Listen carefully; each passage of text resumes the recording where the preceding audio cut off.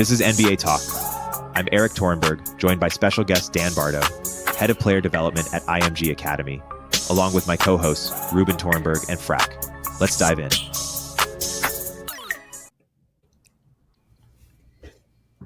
What's up, guys? What's up, fellas? Happy Saturday. First, just want to start by giving Reuben his flowers. He predicted the Mavs and Celtics in the finals, and that's where we're at. And he's wearing Did he bet the money line for every game of what would his earnings be right now? Too bad I'm not a gambling man. That's actually hard to believe. We clearly can't gamble or download the apps with working with amateur athletes here, but it is quite in today's day and age quite tough to believe that most people at least don't have the app downloaded. We just got it in Florida. Hard Rock. Still none of the other stuff, I don't think, but Hard Rock has it in California. There's nothing in California? Nope. And where are you living, Erik? I'm in San Francisco too. Yeah, we're in the same place. How far do you guys live from each other? Like 10 minutes. Okay. Yeah. But and Reuben's wearing a Knicks hat to taunt me. I also have to acknowledge that Dan predicted the Pacers going to the Eastern Conference Finals in advance, before the playoffs even started. So that was an impressive pick. Well done. I think the Pacers made it fun for everybody in the, with Boston. I think that's, based upon what people thought at the beginning of the year. I think someone said that the Pacers were predicted, 13th in the East or something, 12th in the East with their payroll. So the fact that they, fought till the very end was definitely impressive with the roster that they had, and losing a starter as well. Not just Halliburton, but not having Matter throughout the playoffs. I think would have been interesting to see a beat up Celtics or no Porzingis Celtics with a Matter, and would have been that extra scoring punch. Erik, quick question for you. At the beginning of our podcast in the first episode, I remember you clearly saying that you don't think Nesmith and Nembhard can be legitimate starters if you're going to advance the playoffs. Has your opinion on them changed after what you've seen and after what they did to the Knicks? I think my exact quote was, "You can't win the finals. You can't win a championship, or can't get to the finals with Nembhard and Nesmith as in your starting lineup." And I do still agree with that. I also think, in fairness, I think similarly, you're not going to win the finals with Josh Hart as your starting three, playing 48 minutes a game. I love Josh Hart. I think he's if he's on the bench, one of the best bench players in the league. And I think Nembhard and Nesmith are really good players. I think they're solid rotational players, star bench players maybe. I just don't. They stepped up in some big ways, but I still don't think that the Pacers are going to win the finals with them two in the starting lineup. But they could with them in the. They have an excellent bench already, but I would love to see another. If I'm the Pacers, another kind of Pascal Siakam like trade where you consolidate your talent, where you send 2 or 3 guys like a Ben Shepherd, Jarris Walker. I know he's an IMG guy, so I don't mean to put him, but someone who's got a lot of potential. What's it called? That sent Jalen Smith or something, and get another star or a piece that's comparable to a Pascal or something that fits in with what they're trying to do. I don't know if it's Jimmy Butler. I don't know who it is, but Pacers are so talent deep. And that's one thing I really regret that the Knicks aren't. Knicks didn't really think about 10 through 15 on their roster, but Pacers, they have 13, 15, 14 good players. And so you consolidate 2 or 3 of them into another, star talent. I think you could win the finals. What do you guys think? I think Indiana's in it's a weird position because both. And we can, whenever we get into Dallas, we can talk about it too. But Indiana made the move at the deadline, and their advantage throughout the playoffs was they had 3 really, really good ball handlers. People underscored Nembhard, including myself and McConnell. And the way the matchups played out, they were kind of able to overachieve even after Halliburton went down, just because the pace was so different and people weren't prepared for the pace. And it's, playing every other night is difficult at that pace. And I also think now that you're the Pacers, if you were to do what you said, Erik, and acquire another star, you would kind of potentially disrupt their the bringing in Siakam didn't really rock the boat, especially after Mathurin went down. But Mathurin once paid. Halliburton has to maintain status. If Siakam stays and gets paid, it's a max. It's going to be very, very high level, and he's either going to have to live up to those numbers and want to reach all-star status as well, or the Pacers are going to be like, we went all in on this guy, and now look where we're at. We're handcuffed. I mean, if they go all in, probably can't pay Toppin what he's worth. Toppin's value probably is going up each day just because people are looking at everything else and looking at the draft. And it goes back to even when we were talking about Cleveland, like, do you really disrupt the internal to try to piece together all of these guys? Like, is Carlisle the guy that can put together a bunch of new pieces, or should you let Carlisle have a lot of say in what you decide to do as a front office? Should you let Halliburton have a lot of say in what you do? Like, where do you throw off your energy distribution by trying to upgrade? And again, I don't know. We don't know what you're upgrading towards. Like, Boston could win it and get blown up. The Knicks could go all in and, you don't even know what you're preparing for in the Eastern Conference or the Western Conference. But I think with Carlisle, who's been around, who's been dragged down, kind of got forced out by Luka a little bit there, I just think he has to have a big hand in whatever decisions they make. And, if that's – I think it's easier for the guys in the, 7 through 12 to shuffle them around and keep 1 through 6. Or as I heard someone talk about, Mathurin was the 6th pick, so he's going to want paid. So he's maybe the piece with the sign and trade with Toppin. And again, Siakam was really good in the playoffs, so it's hard not to justify re-signing him. But then in 2 years, you're not able to re-sign some of the guys you drafted. Or you're Indiana and you're mid-market and you're going way into tax ramifications by re-signing the guys that you drafted. So if you're Indiana, do you think about doing something like a Mathurin and Toppin for like Donovan Mitchell or something? Or what's a trade that would excite you? Or do you think you just try to run it back? I think you try to run it back and then make a move at the trade deadline. I don't think you disrupt the fan base or your internal stuff. I think you play it out. You play Jarris Walker more. I don't even re-sign Toppin. I know how good Jarris is. I think Jarris could do exactly what Toppin did. And I think you keep Mathurin in check unless he says something outrageous, and you let it be Halliburton's team and play Halliburton less minutes in the beginning of the year. I mean, he's already got the super double, triple max deal. So for him to play lighter minutes and let those other guys develop, I don't think you go into it trying to win the most games in the Eastern Conference before January. And what does making a trade at the deadline give you? Like, what's the difference? I think it allows you to read the rest of the conference. Got it. Yep. I think if you go in this summer and somebody makes a deal 3 days, what have you done? Like, Minnesota went all in on building a roster that could beat the Denver Nuggets, and it worked out perfectly, right? But that didn't work out perfectly. Yeah. It got them to second base. Now the expectation is, totally insane, and they might get blown up. Yep.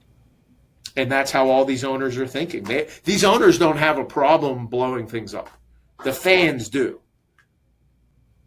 Yeah.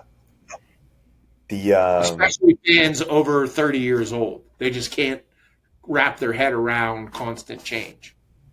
yeah. The You think the Wolves blow it up? I think that they're gonna have to bring in shooting. I think we saw peak Anthony Edwards. As much as anybody else wants to say that he's just going to continue adding layers, I think this might be the peak of his career for multiple reasons. And I don't think kids that are in this age group really understand what it takes to perform at an all-star level all year long and then also perform at an all-star level throughout the playoffs. Does Towns stay? The only ones that can do it have been doing it since they were 15 years old. I don't think that's an acquirable skill for somebody that is, in their early 20s. I think and again, he was a top-ranked kid. He dominated high school. I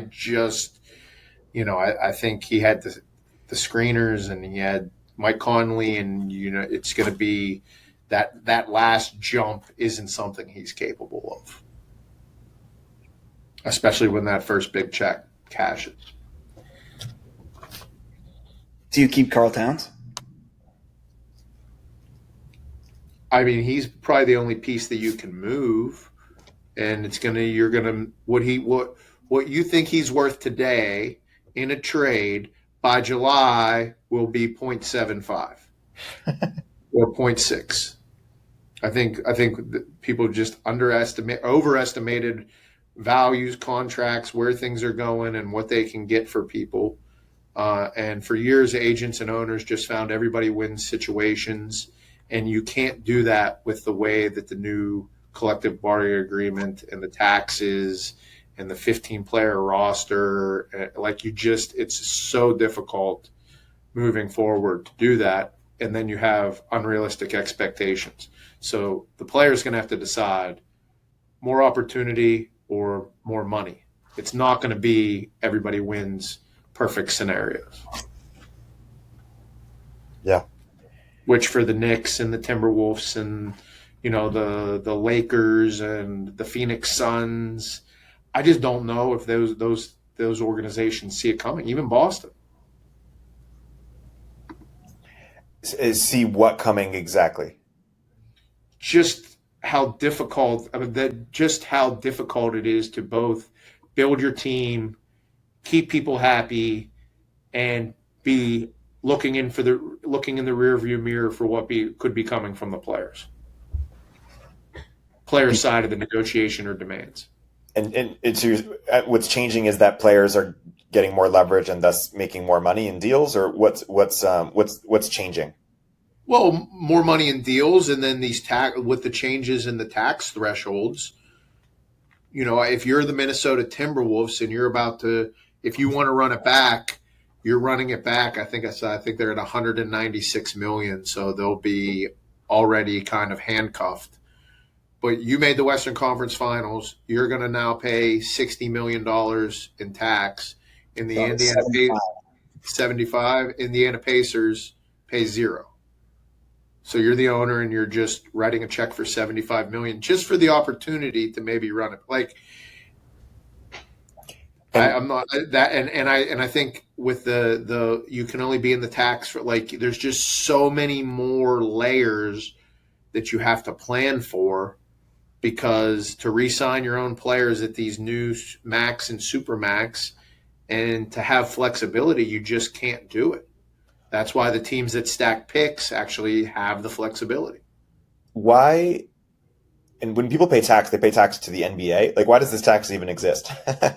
It's a luxury tax. If you want to pay more than your payroll, there's 2 tiers, and the second tier is at a value, for every dollar you go over by circumventing the rules, you have to pay that back into the NBA luxury tax, which the Warriors paid for years.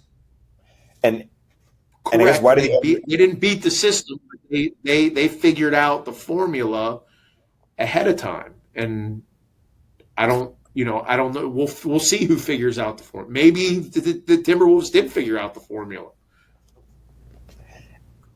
well, just one side. Why do owners accept this idea of a luxury for like parity or fairness? Like, and why is the tax like whose pocket does the money go into? Is that like Adam Silver's pocket just gets personally wealthy off of this tax, or like how does it work? No.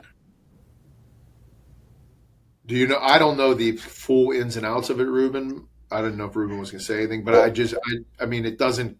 It costs the owner. Got it. And yeah, And I'm pretty sure it goes into the coffers of the NBA. and why do the owners agree to this tax even existing? That seems like so much money to pay. And isn't it in everyone's interest to just not have to pay this tax? Well, no, you need to. It's a tool to create parity. Got it. So it's a parity. That's the mechanism. That's the reason for the tax. Yeah. Parity, and again, it's the trade-off for being able to re-sign your own players. Got it. That way, you don't end up as much in a baseball situation or a situation where the major markets could just people would hold out and have no advantage of re-signing with their team that drafted them. Got it. Yeah, I think what you have with Anthony Towns is what the Knicks kind of have with Randall, which is, the hometown team sees the flaws as little as we value him relative to his statistics, everyone else values them less. Like, Randall's been on 3 of the last 4 like all-star teams, or 2 of the 4 all NBA, and yet, we're not getting anything close to that back for him. And similarly with Anthony Towns. And so it's like, it's hard to, what do you get for an Anthony Towns besides a Julius Randle, right? Right. No, but I think what some of these, where the agents are going to go with some of this, and some of the teams are going to go in their pitches, is Kyrie, for whatever his faults or disruptions and disagreements with organizations, he signed for a discount in Dallas. So the fact that he signed for a discount and things have worked out is going to be the narrative that the agents now have to be like, hey, this is why the offers are what they are. Like, yes, there's, Tyrese Halliburton hit markers and was able to get the super max. But on the flip side of it, a guy who's been around to different teams, he's the floor has been set for people who are very talented with high statistics and high output to accept less money, whether that be a Westbrook or Harden or Kyrie's certain deals. So now, it's just going to be the battle, and we're going into July right after the draft where, all the positioning's trying to happen now, and people are just, that's it. Like, last year Towns for Randall would have worked maybe because everybody would have been happy. This year, there's just way more layers into it. And then there's going to be a crop of Detroit just got a new basic GM with Trajan Langdon. You're going to have these new GMs and new coaches and new people. So there's going to be 6 teams that are wheeling and dealing that no one knows what they're thinking because it's new. And that's the fresh meat for the agents and for owners that are trying to get off assets or underperforming assets.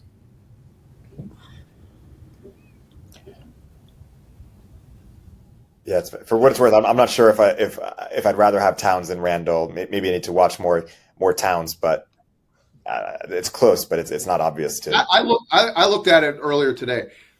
Like, okay, the Knicks have to make the move. I knew we have to talk about the Knicks because it is important, but it's also a representation of what everybody else is thinking. Like, if you're seeking front court help, it's got to be somebody that can defend or is active, and it's got to be somebody that's durable. Or it's just not going to work with their current roster. And again, I thought about Hart and DiVincenzo and did they end up just being who they were when it was all said and done?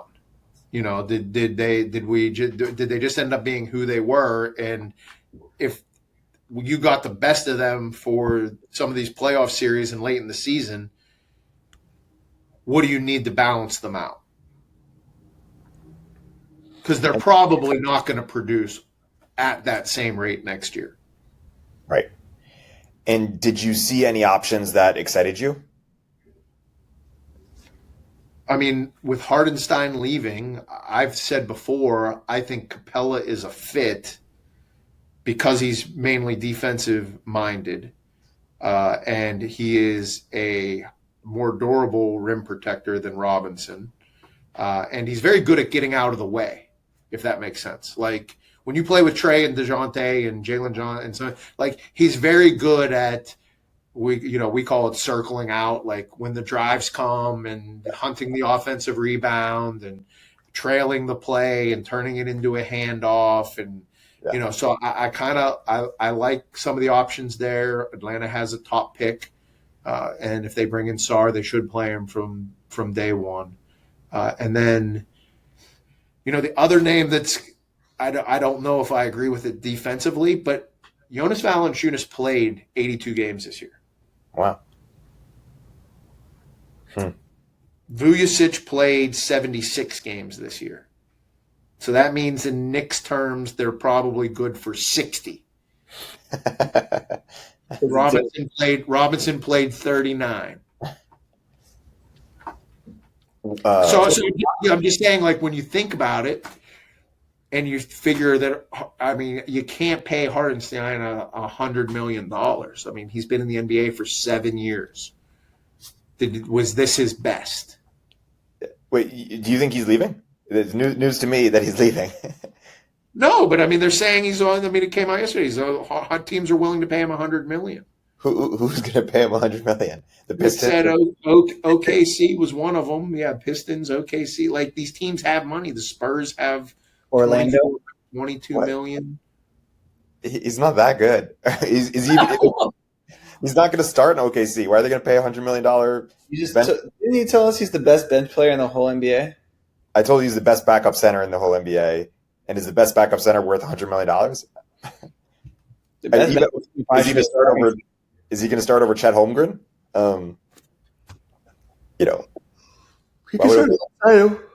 You can't, yeah, but that's, I mean, to you, he's not worth it. But to somebody else, I mean, sports economics are so crazy. Yeah. One team's trash is another's treasure. Also, he was great.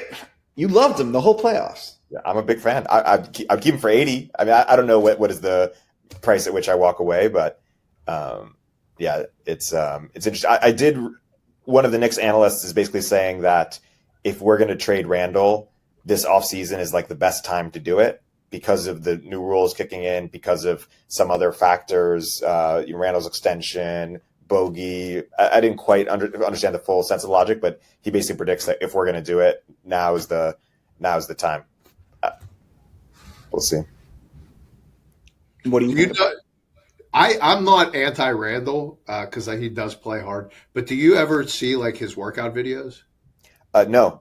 What about them? Not basketball workout. Like his basketball, but his trainer, like his off-season trainer, is like the main guy from Beachbody. Really? Yeah. I don't know the guy's name, but it's not called Beachbody anymore. They got rebranded. That was P90X. It was P90X. It's P90X is part of Beachbody. But the guy is like so again, he was in tremendous shape, and again, the shoulder injury had nothing to do with his training regimen or the way that he played. But my point is, he's a little bit crazy when it comes to working out. So this could be the best version of him. A lot of guys do come back after surgery when they've been able to cleanse their mind and cleanse their body and kind of redistribute their strength and skill through the things that you're limited to do. Like I could see Randall outplaying this year, or something like you said, somebody being super excited to take him on. I'm pro Randall for what it's worth. Absence makes the heart grow fonder. We missed him in the playoffs. He missed another offensive option. I also think he had a good year for us. Like he was, he made the All-Star team. I think he might have been on track to make an All-NBA team if he didn't get hurt. We were playing really well with him and OG.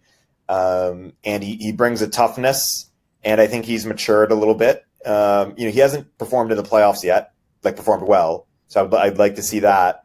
But I just feel like so many people are more negative on Randle than we are. Like there's no good team that wants to build around Julius Randle.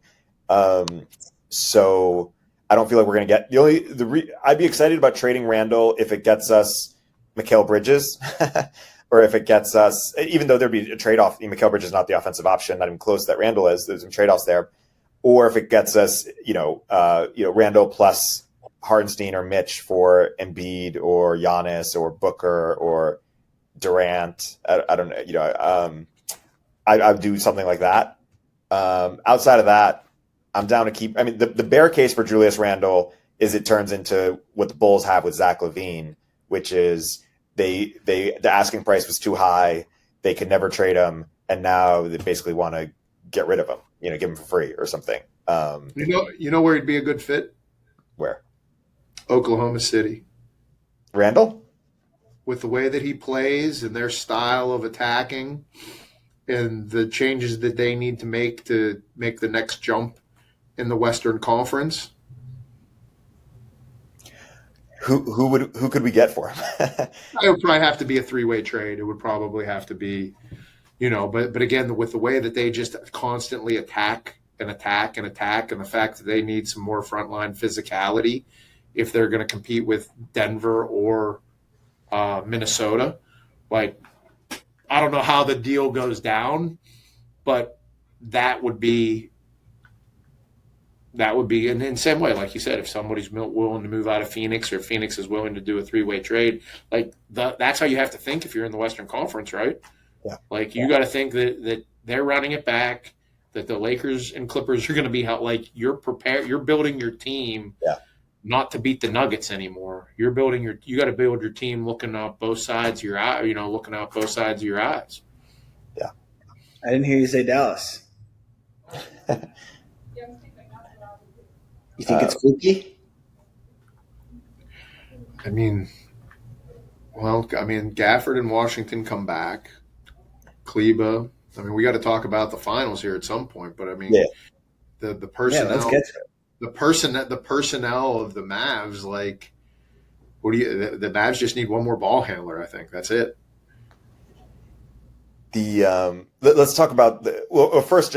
I just want to say I predicted the Thunder and I predicted the Nuggets. I was just dead wrong. The Mavs mightily handled the Thunder. Maybe the Wolves got lucky if we kept running that series back. Maybe the Nuggets win more often than not. I don't know, but. Great season by the Wolves. They just didn't quite have enough at the end, and the Mavs really proved me wrong when I said about the last episode. I didn't, I questioned if they're winners or gamers. Some of these role players, but do you guys think they have a shot against the Celtics? I'm probably still predicting a Celtics win, maybe 4-2. That just seems to come to mind for me. What You either of you picking the Mavs? You go first, Dan. No, I'm sticking with the Celtics. They have 4 defenders that can work those guys. Tatum is an underrated player of the last decade, and again, when Porzingis comes back, I think their 5-out look and his trail shooting is just going to space out the Dallas defense. The statistic that I heard in the last 48 hours, like the Wolves were the 17th best offensive team in the NBA this year. So Dallas's defense, it's better, and Kyrie and Luka are doing it, but it's not like. You got pause for you? Yeah.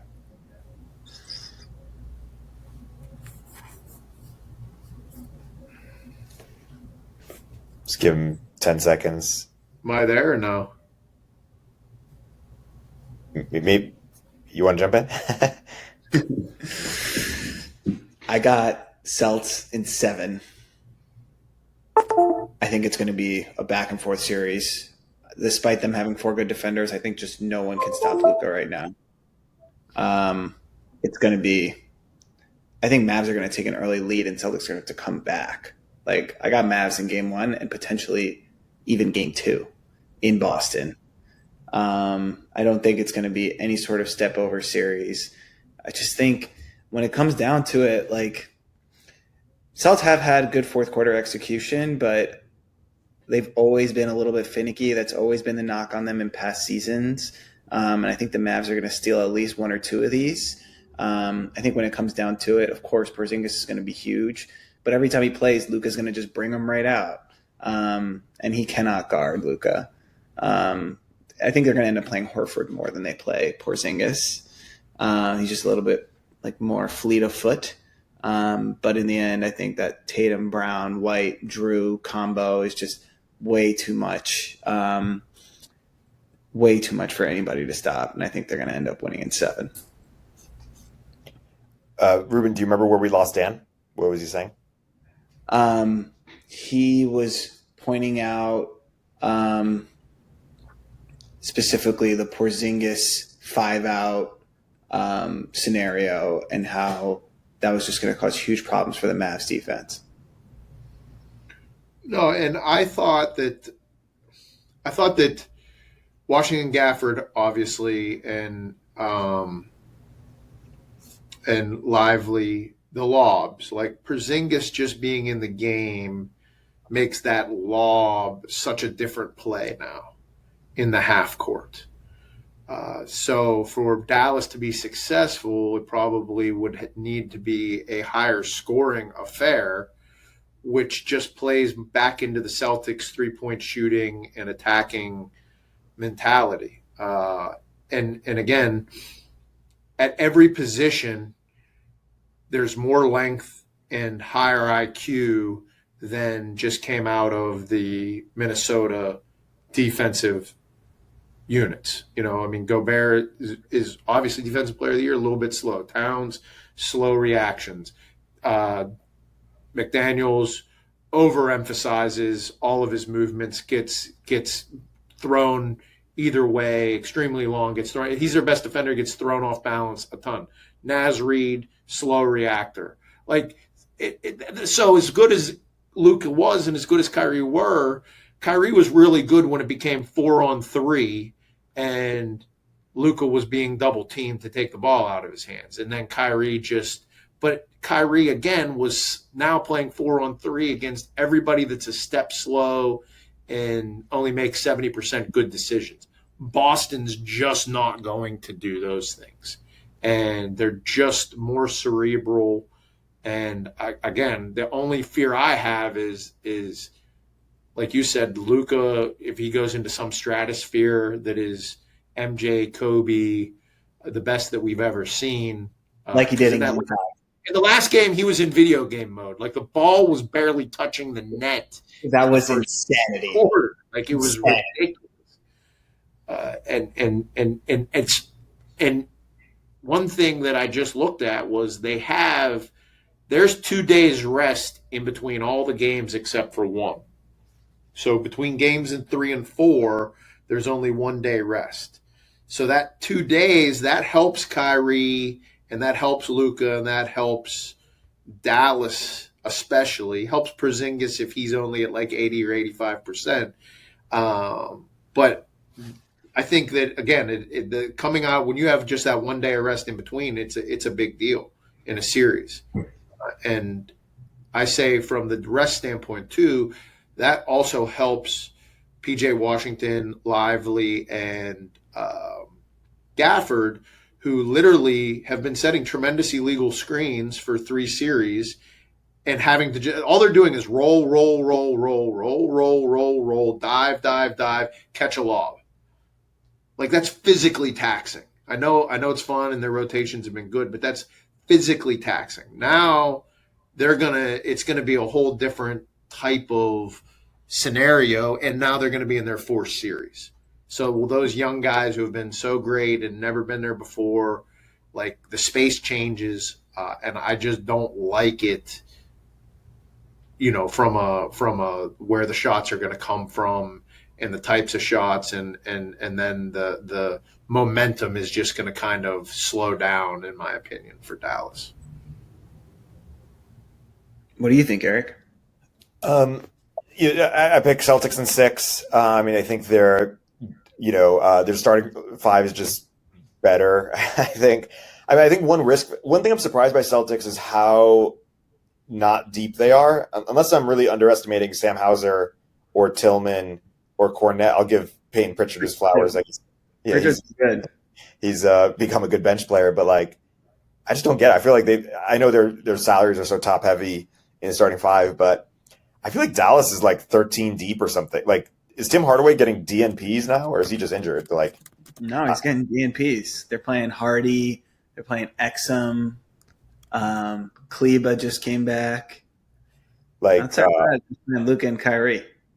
I feel unless playtime. They have 3 good players at every position, Gafford, Powell, and Lively. Okay, that's pretty deep front court. I feel like they have what'd you say? Powell barely plays. I know, but I'm just having him as an option.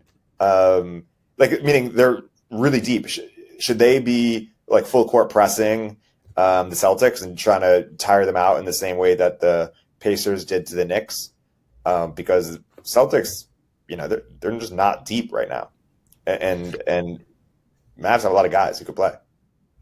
They're a hard team to press. They got 4 dudes who can comfortably bring the ball up court every time, or just pick up the pace significantly. I mean, I don't know if that's how the Mavs play, and so maybe but it feels like it's a risk factor for the Celtics if one of those guys gets hurt or they just run out of gas. It feels like Mavs are just running with more guys.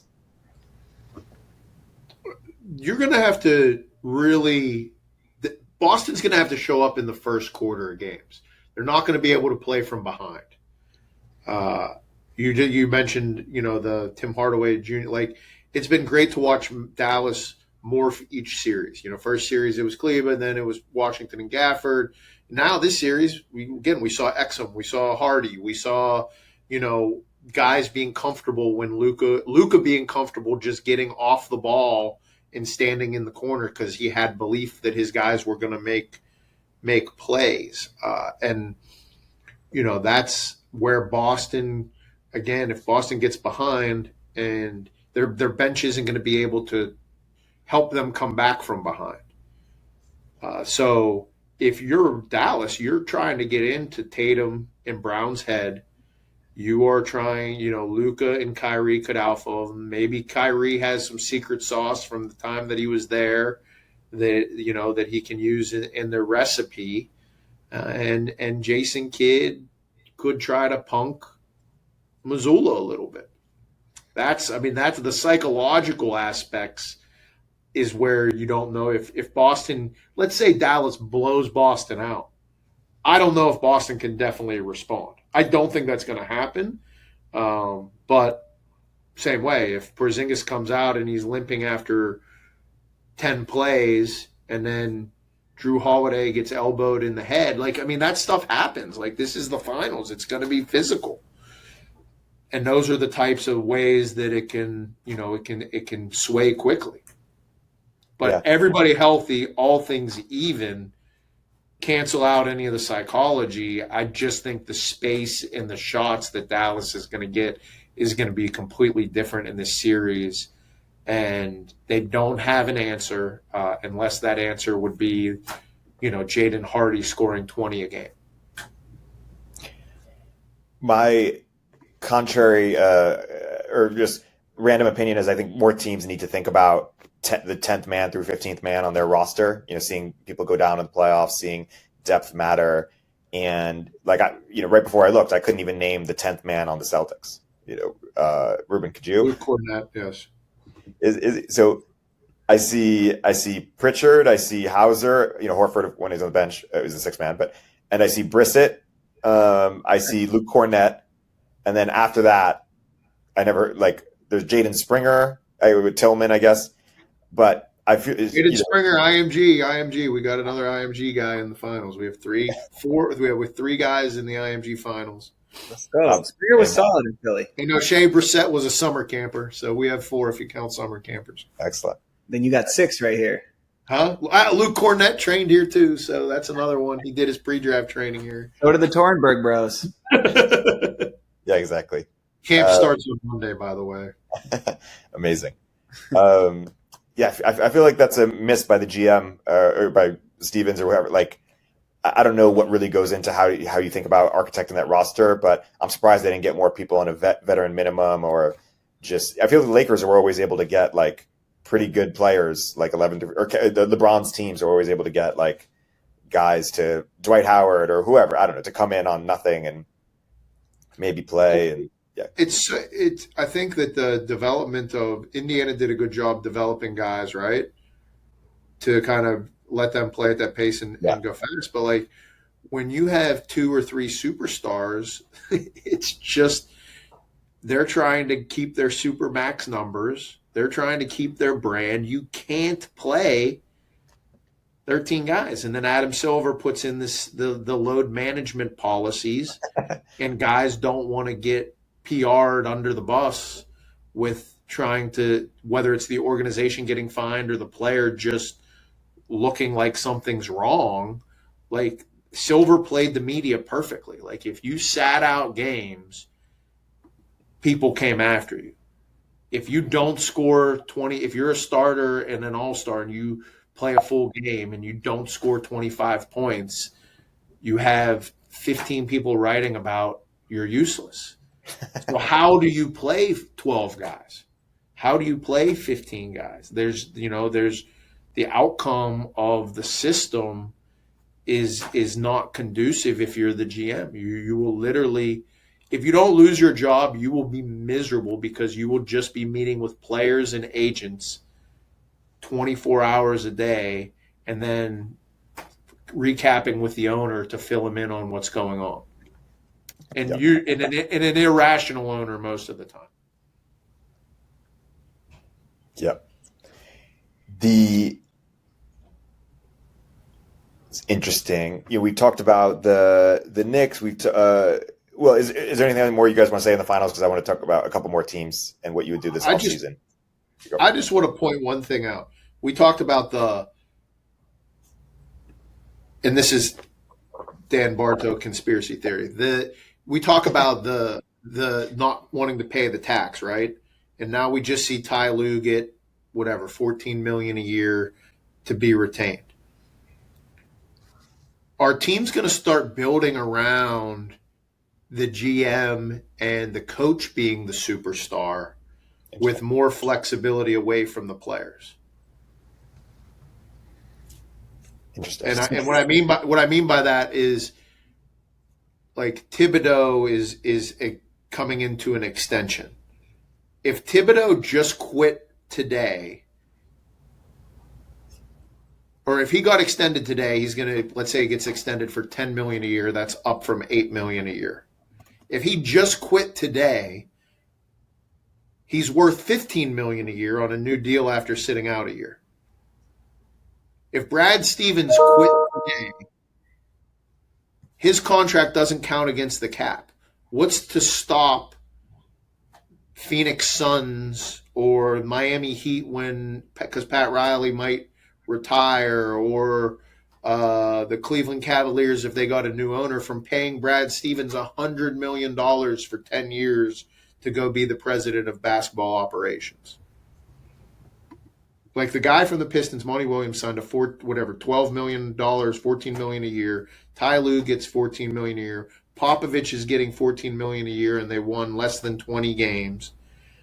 Are we going to morph into something where we don't want to deal with we're going to have stars, but we don't care who the stars are. The stars are the coach and the GM.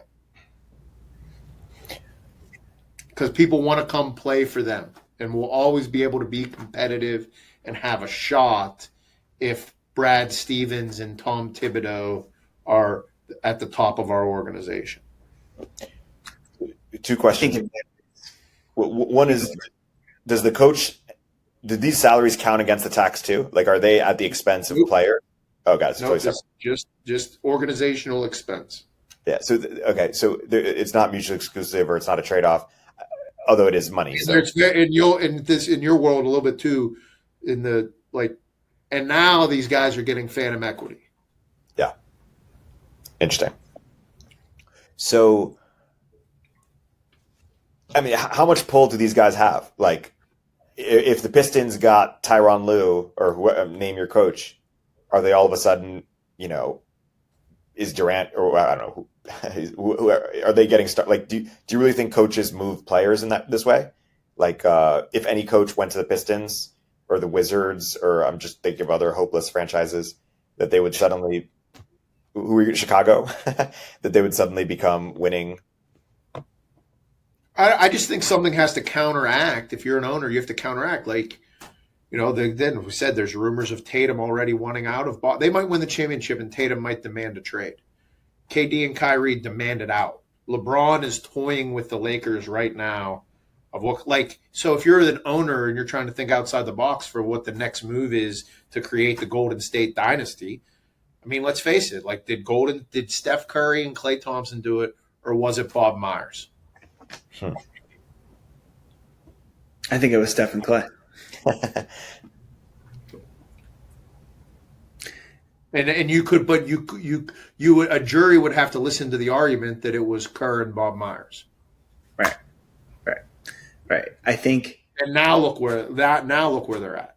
Without Bob. And then not in the playoffs. Right. But also age. I mean, there's more factors than just that. Clay, injuries, not being the same person, Draymond, shitload of suspensions. I just saw from the date of the trade deadline that the Warriors were like the third best team in the league record-wise. But it's neither here nor there. To answer the point or the conspiracy theory question, or just to chime in on it, I think in some situations it can work and has proven to work, right? Like San Antonio gets free agents when a city like San Antonio probably wouldn't get free agents without Pop. But a lot of these cities are places that people don't want to go to. Like, Danny Ainge went to Utah. They're not signing free agency, right? Like, people don't want to go to Indiana. Like, that's why they have to sign these players. Even cities like Memphis struggles to sign free agents, but they've got superstardom that they've drafted. So, you can bring the best GM of all time, but if it's a city where people don't want to go, I think that's a major factor, right? Or they don't boast better taxes, or a nice city, or, have it be a destination place. Even Orlando, a beautiful city, awesome place, but they haven't signed too many free agents. And maybe that'll change. But is it the GM, or is it the fact that Paolo's there and they look like they have a good future? Well, but did people go to Dallas because they love Mark Cuban? And also, that's one attractive thing. Dirk Nowitzki and Jason Kidd and JJ Barrett. Like, I just think it's shifting somewhere. I think the Ty Lue deal is just interesting because clearly Kawhi, James Harden, and Paul George, they'll be there next year maybe, but they're not going to be there in 2 years. So they're basically saying we're riding the Ty Lue Express for the next 5 years. And New York, again, what are they going to, if you're Tom Thibodeau, do you accept New York's 5-year, $50 million extension, or do you play it out and maybe get $20 million a year? Like, What do you think of that, Erik? You accepting that extension?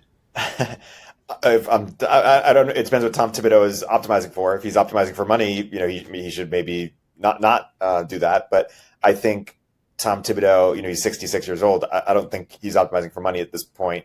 I think he has a genuine bond with these guys, and I think he's going to stay in New York. But if I'm Leon Rose, I don't even offer it to him. Why not? I mean, Thibodeau's. I think Thibodeau's core to what Knicks are doing. I think he just played all your best players into the ground. This will be the second time he's doing that. I sympathize with that. The Bulls and the Chicago, Timberwolves. Minnesota, and now New York. Third. I sympathize with that criticism, but he also, he got a team of Josh Hart and Dante DiVincenzo to the, Game 7 of the Eastern Conference semifinals. To your point, they're both great. I said Josh Hart's a great bench player, or one of the best in the league. We got Josh Hart playing 48 minutes a game throughout the playoffs. Okay. Yeah, I don't understand why they did that. Because we had injuries. We had like 4 key injuries. 6 of our top 10 guys by the end were hurt. So I agree. I mean, we have to. It's like the gift of Thibodeau is the strength of Thibodeau is the weakness of Thibodeau. But I still think he's one of the best coaches in the league. And if they didn't offer him the extension and he quit, somebody would probably fire their coach to hire him. Yeah. Maybe 3 teams. Maybe. I mean, like, I'm not going to fire Thibodeau or not keep Thibodeau and get JJ Redick or something. Like there's only a few handful of coaches who I would prefer over Thibodeau for what we're doing, and I feel like we got a really good thing going. I don't see why we wouldn't pay Thibodeau a bunch of money if it doesn't trade off against players. But I mean, it's easy for me to say. It's not coming out of my pocket. It's a hot take, but I think that Thibodeau is a really great stepping stone coach. Like, when your team's not good, he gets your guys to play hard and then become good. But once your team is good, I don't think he's the guy that brings you over the top. It's almost like Mark Jackson and the Warriors. So who do you want if you're us? I would have loved Coach Bud. Who? Coach Bud. But he's taken now.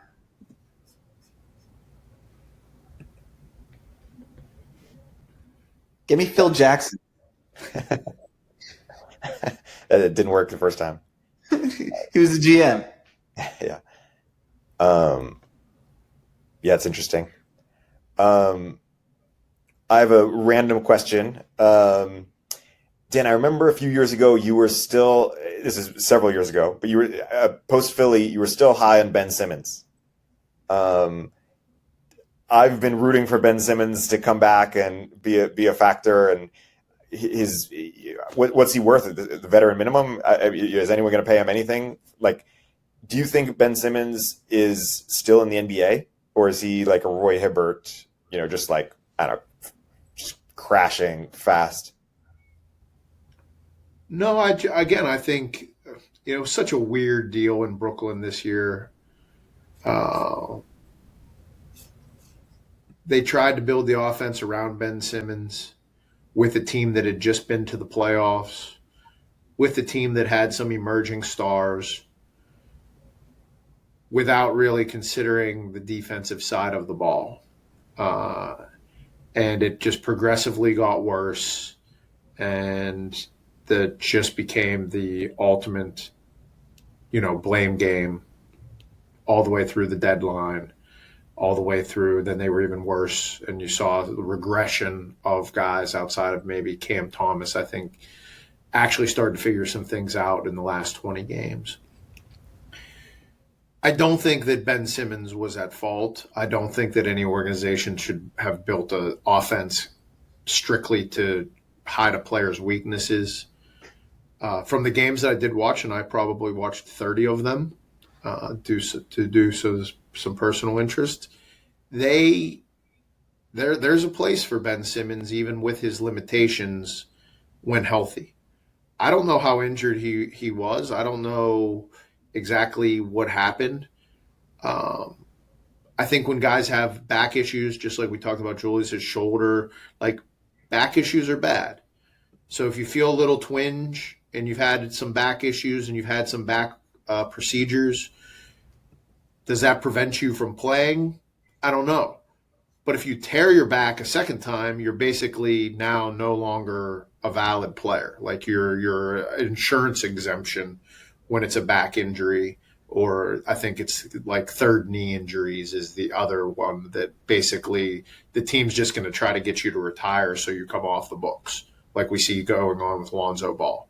But on the player and agent side, you need to fight it as long as you can, because if Ben Simmons comes back and somebody takes a chance on him and his $40 million contract expires and he can play the way that he did in 15 of the 20 games that he played in,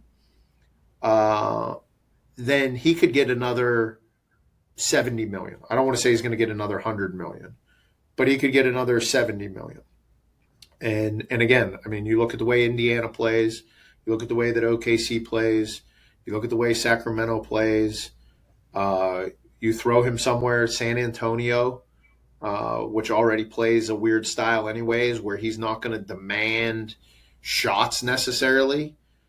The Brooklyn thing was just not conducive to anything at any level. So it would have to be a really well thought out plan, but I don't think that he's done. I do think that a GM will have to take a large risk.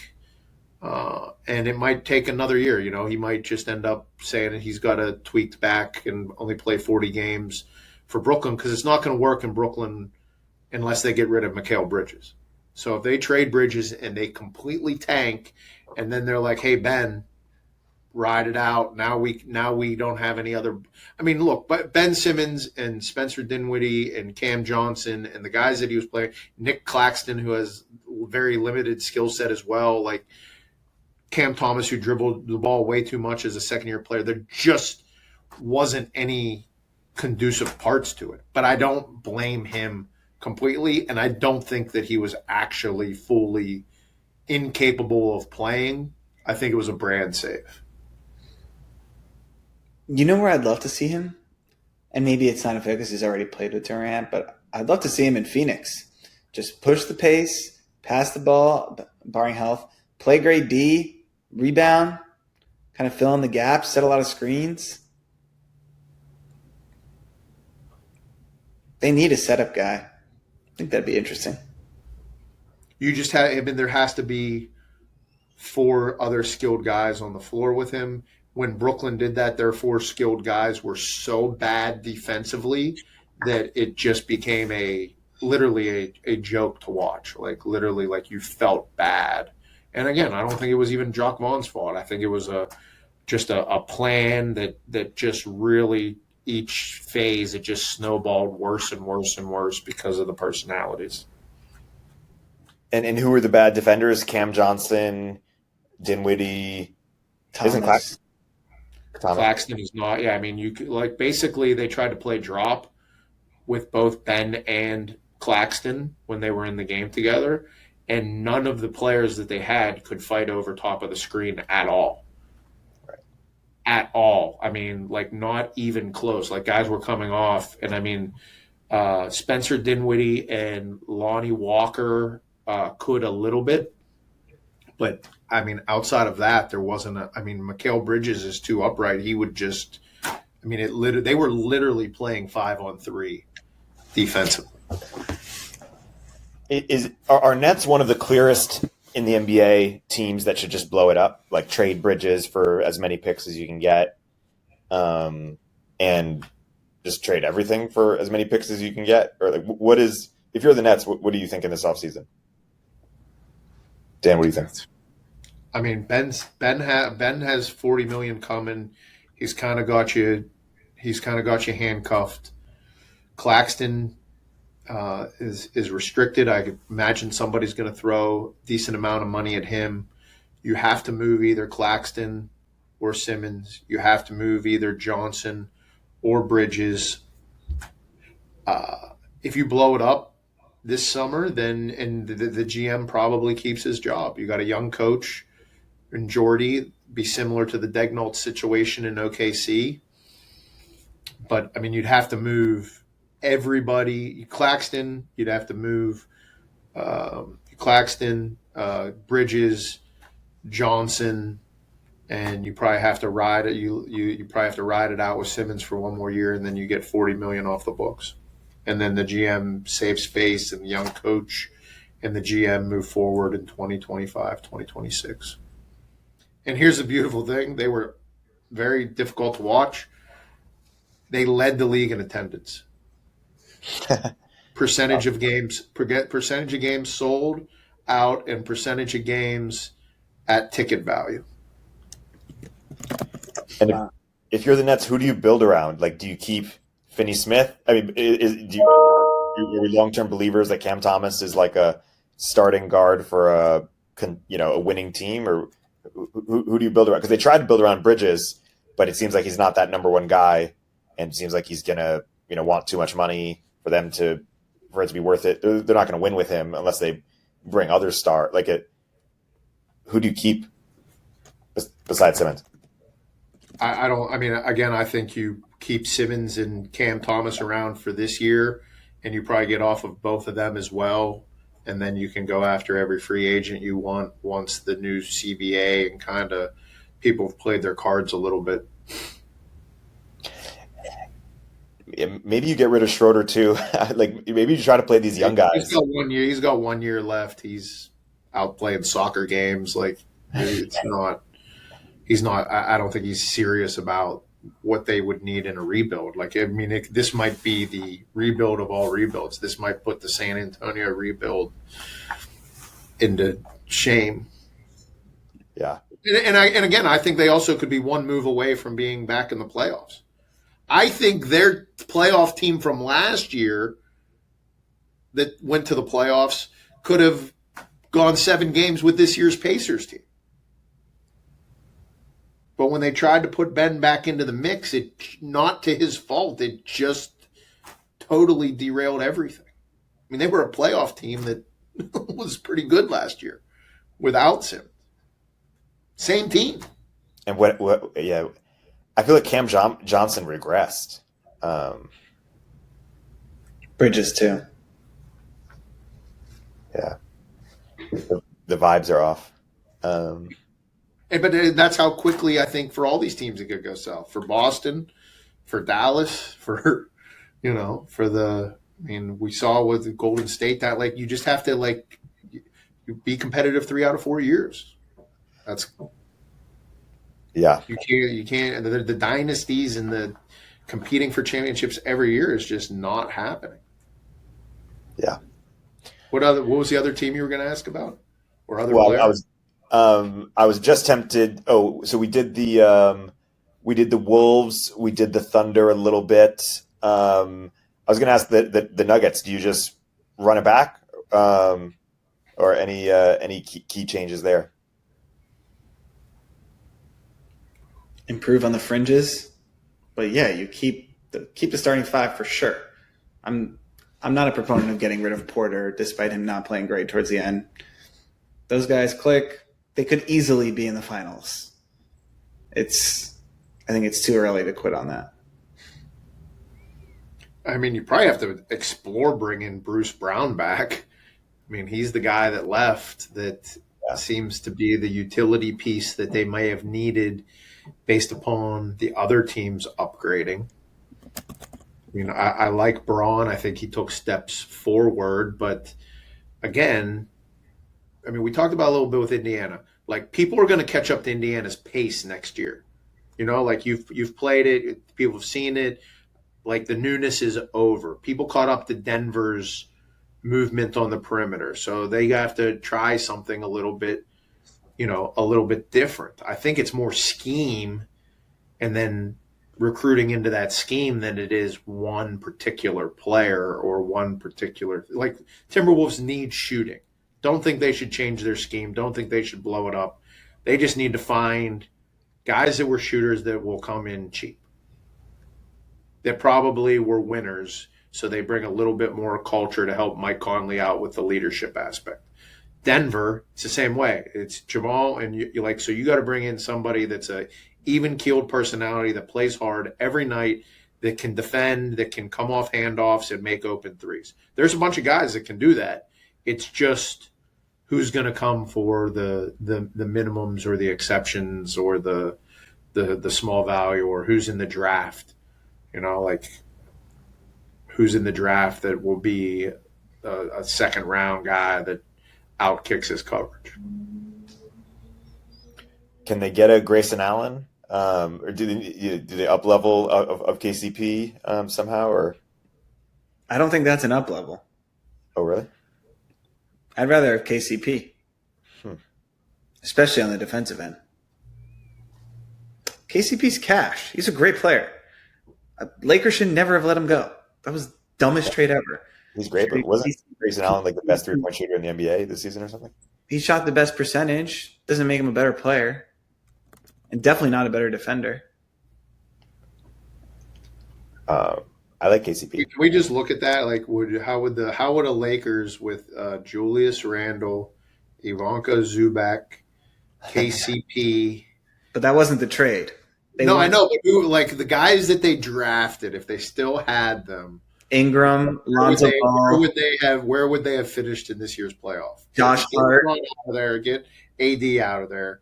Just go with the players that they drafted over the last 7 years. Where would they compete right now? They'd be good. It would be Lonzo, Josh Hart, Kuzma, Ingram, KCP, Zubac.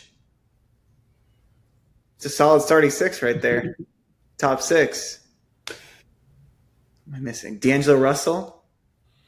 Are those guys winners though? Besides Hart, is anyone winning? and KCP. You can't knock Zubac. He's gotten better every year. And Zubac's but the best ones are Ingram and Kuzma. You told me Luka wasn't a winner either. I said I don't know if Luka's a championship guy. Winning is a factor of your environment, of your teammates. There's so many factors that contribute to winning. It's not like you're a winner or you're not a winner. TJ McConnell's a damn winner. He hasn't won. Yeah, no, I'm just saying, like, you're a Blazers fan. Do you want to get Brandon Ingram or Kyle Kuzma on your team as your like? I would love to have either of them. I don't know if they're my 1A because they're not that good. Good enough. Do you want to pay them what they're getting paid? I think the Kuzma contract is totally fair. I would totally. Do you think it's possible? And I think about it in the real world too. But do you think it's possible for guys to change more as they hit that age 28 or 30 mark? Like, I'm not saying Kuzma would change, or that Randall would be less selfish, or that, but look, we've seen some evolution of Kyrie and Luka. Like, they were all-stars, so they didn't really like evolve. But is it possible in today's day and age that you go through this selfish mode and then you kind of become like the hey, we need more rain today type of pro? Like, we really needed that rain today. 1,000%, I think so. I think it takes a special person to be able to do it and just to change the way you play and to adapt. But I can think of a few. Al Horford, I think, is a good example of that. Yeah. Completely changed his game. I think Brook Lopez, another great example. You call him a winner, he won a chip. Yeah, totally. Even Drew Holiday, I think, is a good example of that. Yeah, he's obviously, he's an epic winner. I mean, I think Randall, I think of him as different than the Kuzma or Ingram. I think Randall's just more efficient. Like, he's not changing his game. Maybe he should, but he's stepped up. Whereas like Ingram and Kuzma, I just don't see as like worth what their usage rate is or what their shot. Those guys are better than Randall. For sure. And Randall was good this year, but the year before he was booty. Before that, he was great. So Randall was All-Star 3 of the last 4 years and All-NBA twice. Those guys have they even been All-Stars? I don't think that doesn't mean that much to me. Did he win? Right? You can point to whatever stat you want. Randall's never been the best player in his team. Yeah. The first year of the Knicks, before we had Brunson, we had Randall, and he took us to the 4 seed, and we got rocked by the Hawks. And he was absolutely terrible in that series. Yeah, he probably wasn't the best player. Barrett was better than him. That's not better than him. It is interesting. If I'm the Nuggets, I would be open to trading Michael Porter. Me and Reuben disagree on this, but if Michael Porter is really valued by the ecosystem, like if you can get some like total gamer for him, I'd consider it. But on the Knicks, I wouldn't take him. I don't like him. I don't like his game. He's also better than Randall. Do you have to? Okay, so we have our GM hats on, or do you just say? Do you just ask Jokic who he wants? I'd probably do that. Yeah. He'd probably say he wants Porter. Yeah. I just think that like the same way, like these superstars have the ability to like demand a trade, force their way out, like is empowering them and seeing things through their eyes. Because if you bring in somebody they don't like, they can make that person's life very miserable, and I think that does happen.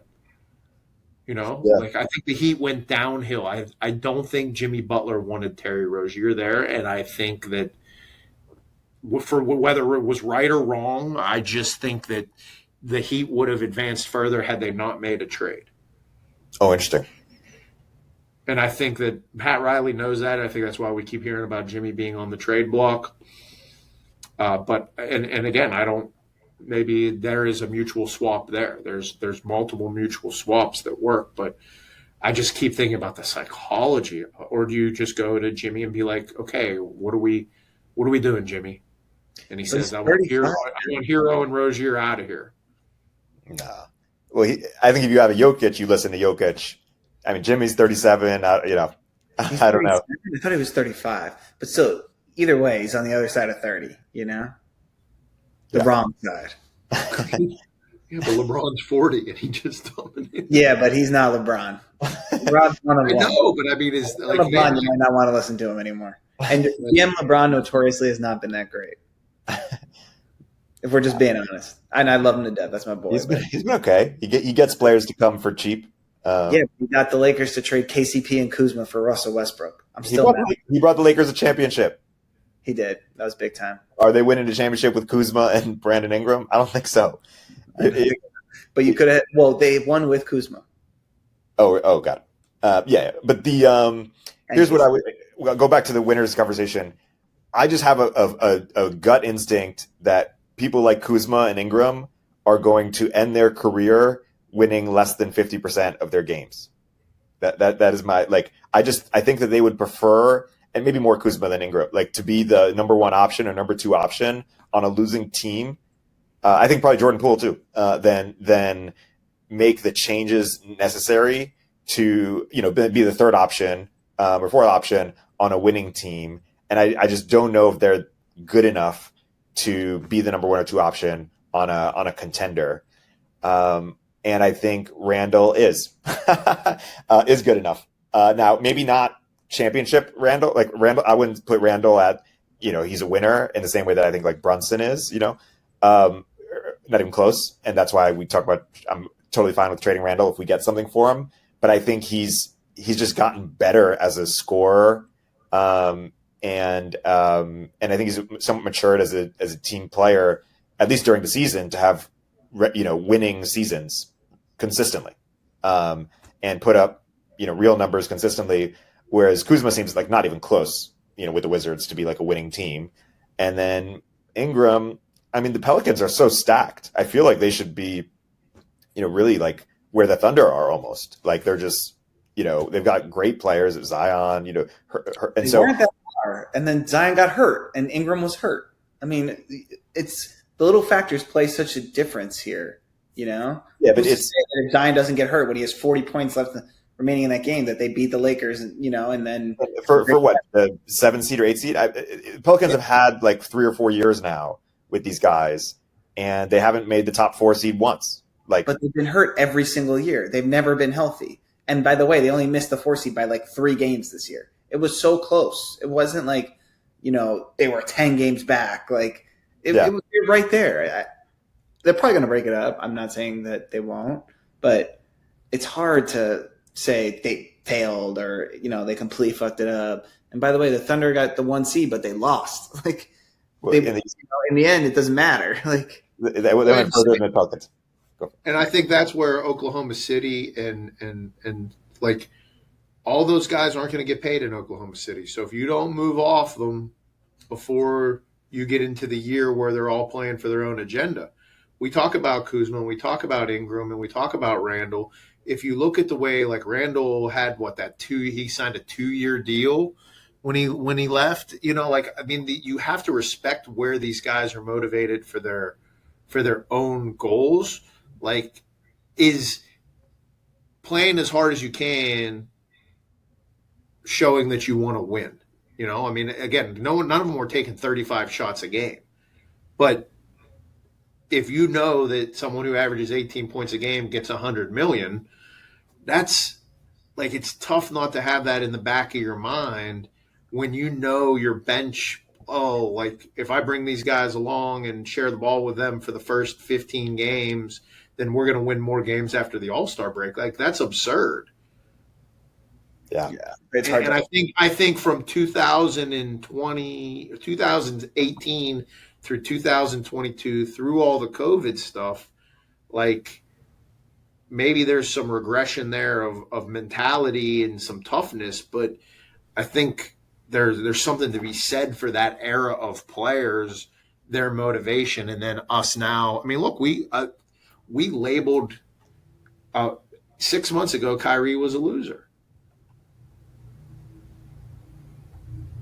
Right. He still might be after this series. 18 months ago, people didn't even want him in the NBA. Like, it's so crazy how quick, you know, Kuzma could get traded to the Pacers next year, and they are in the Eastern Conference Finals. And then we're talking about how much he matured in terms I would love to see it. I would love to see it. I would love to see it. I love his game. I love trade. Would you do Mathurin and Toppin for Kuzma and a pick? It's not bad. I mean, I really like Mathurin. He can really play. He doesn't guard anybody. He like San Francisco men's league. He would struggle to. Let's bring him into SFU. He's also unguardable. Okay, maybe I take Kuzma. Another player that's in this position, which I think is unfortunate because I love him as a person from afar, is RJ Barrett. I think RJ Barrett. I'm not feeling good for the Raptors. I think they're in a tough spot. And I don't even know why you keep RJ Barrett and let him get 20 points a game so he gets a big contract, and it's like almost a Zach LaVine type on the like, for what? Like, he doesn't really. I don't think he plays great defense. You're nowhere near the playoffs next year. You don't even have that many young players. Like, who do you build it besides Scotty Barnes? You know, and I like Quickly, of course, but like, what are you really doing in Toronto? I feel like they're almost like the Nets. Like, just trade everybody. Just OKC it. Just what do you guys do if you're the Raptors? And we'll end on this one. You want to go first, Dan? I mean, bringing Barrett back to Toronto, it'd be tough to get off that one. I mean, you'd really it'd be a bad look to get off that one that way. So, but I don't see you winning. I don't see them moving towards Eastern Conference. I mean, again, when they got rid of Siakam and OG, they basically mailed in the season. And then, I mean, there was a second there when they traded for Spencer Dinwiddie. I'm like, okay, they would at least want to make the 8th seed, and then they cut him. Made him a free agent. So I'm like, okay, you're not serious about competing. And like you said, that lineup is flawed. And Scotty Barnes took huge steps forward. He's a winner. Quickly's a winner. I mean, does RJ become the 6th man off the bench and he's going to be happy with that? No. Yeah, and that's the only way it works, right? Yeah. And they traded back for Jacob Pirtle. I don't know what they're doing or what they do. And I think they lost their pick, or they don't have a pick. Weren't they a genius franchise a few years ago? Like, it's the same GM, right? Like, didn't they, put Kawhi? Yeah. They got OG. Masai. Yeah. But I think Masai got his new deal because they were talking about him going to the Wizards, and then he re-signed with Toronto, and he had the impossible task of where it's just timing. The OG and Siakam contract stuff. With guys that have been injured that much, he had to get off of one of them. He chose to get off both of them, but I don't think that he played out the next chapter. I think he's just like, okay, I've always figured it out.